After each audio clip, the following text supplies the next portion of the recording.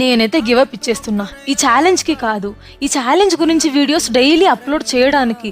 ఒకరోజు క్యాప్చర్ చేసుకోవడం మర్చిపోతాను. ఇంకొక రోజు ఎడిట్ చేయడానికి అసలు టైమే ఉండదు. అందుకే డైరెక్ట్‌గా లాస్ట్ డే గురించే పోస్ట్ చేస్తున్నాను. Welcome to day 21 of 21 no sugar challenge. To be honest చెప్తున్నా, ఈ ఛాలెంజ్ వల్ల నాకు 70-80% వరకు నా షుగర్ క్రేవింగ్స్ తగ్గిపోయింది. దాంతో పాటు బోనస్‌గా 1 కిలోగ్రామ్ వెయిట్ లాస్ అయ్యాను.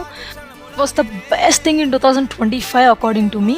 ఇంకా నా మీద నాకు కాన్ఫిడెంట్ కూడా ఎక్కువైంది. ఎందుకంటే చెప్తా, షుగర్ క్రేవింగ్స్ ఆ లెవెల్ ఉన్న మనిషి 21 డేస్ షుగర్ లేకుండా at the same time snacks, no burger, no pizza, no cool drinks, especially on my పీరియడ్స్లో ఐస్ క్రీమ్స్, చాక్లెట్స్ లేనిదే నాకు పూట గడవదు.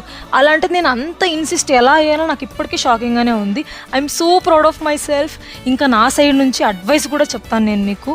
మీరు కూడా అంతే, మీ డైట్లో సాధ్యమైనంత వరకు షుగర్ లెవెల్స్ తగ్గించండి. పూరా తగ్గించండి అని చెప్పను, బట్ ట్రై చేయండి. ఛాలెంజ్ అంత ఈజీ అయితే కాదు. స్టార్ట్ చేసిన కొన్ని డేస్కి కళ్ళు తిరిగి ఎక్కడ పడిపోతానో అనిపించింది, అంత టైర్డ్ అయ్యేదాన్ని. ఇంకా షుగర్ క్రేవింగ్స్ కూడా భారీగా అయ్యింది మిడిల్లో. అప్పుడు నేను ఈ డేట్స్ తీసుకోవడం, ఇంకా ఫ్రూట్స్ తీసుకోవడం హెల్తీనే కదా, సో న్యాచురల్ షుగర్ కాబట్టి తీసుకోవచ్చు. ఇంకా నా సైడ్ నుంచి మీకు కూడా అడ్వైస్ ఇస్తున్నా, మీరు కూడా ట్రై చేయండి. సాధ్యమైనంత వరకు మీ డైట్లో షుగర్ లెవెల్స్ కొంచెం తగ్గించడానికి ట్రై చేయండి. బాయ్.